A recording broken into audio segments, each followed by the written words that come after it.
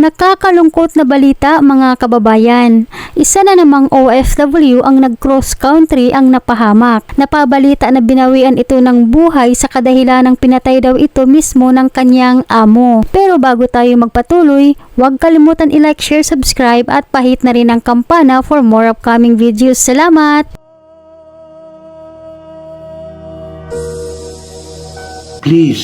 Please, huwag po kayong magpaloko sa mga tao na nag-o-offer sa inyo ng trabaho, bibigyan kayo ng mga allowances para lang magpunta doon, mag-cross country doon sa kanilang lugar. Sa palaging pagpapaalala ni OWA Administrator Arnel Ignacio at kaagapay Kabong Concha na bawal mag-cross country dahil ito ay risky, ngunit marami pa rin sa mga kababayan natin OFWs ang sumubok sa pagbabaka sakaling makahanap ng magandang trabaho at malaking sahod. Tulad nitong isa nating kabayan na si Cristel Rose Valedesma, 29 years old na tubong Gimbal, Iloilo, ang nangarap mag-abroad para mapaganda ang buhay ng kanyang pamilya.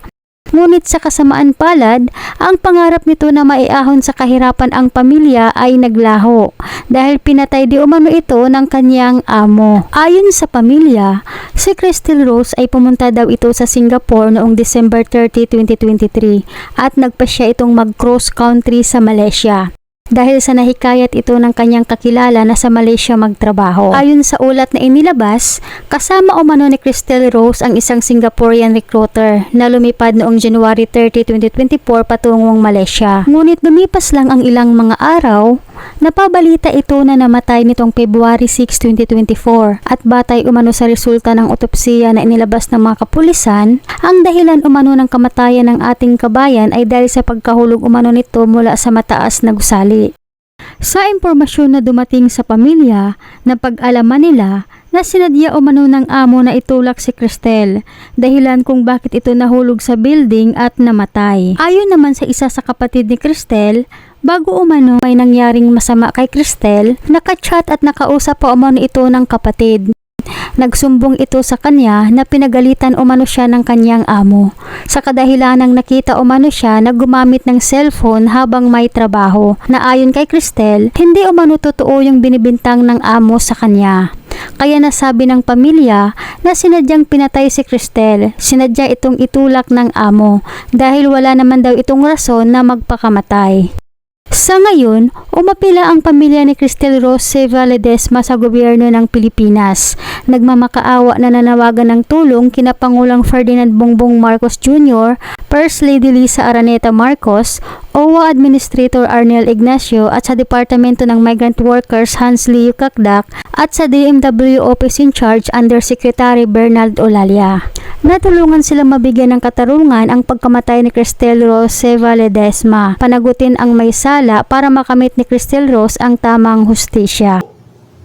Huwag ninyong ipahamak ang inyong sarili. Parang awa nyo na.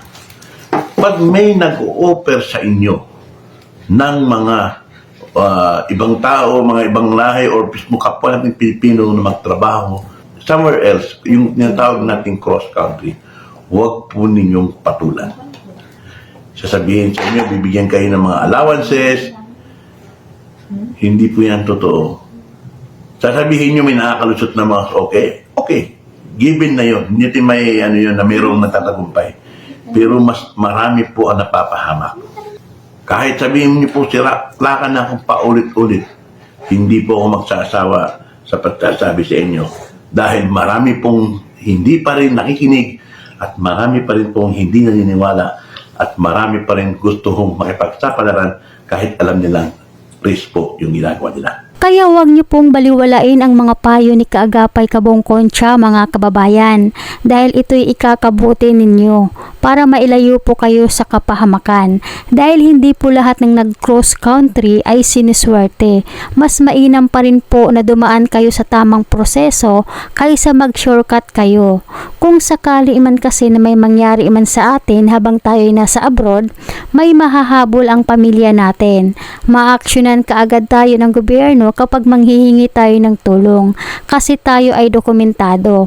Importante kasi sa isang OFW na konkreto ang dokumento. Kaya palagi po kayong mag-ingat para sa inyong pamilya na naghihintay sa inyong pag-uwi sa Pilipinas.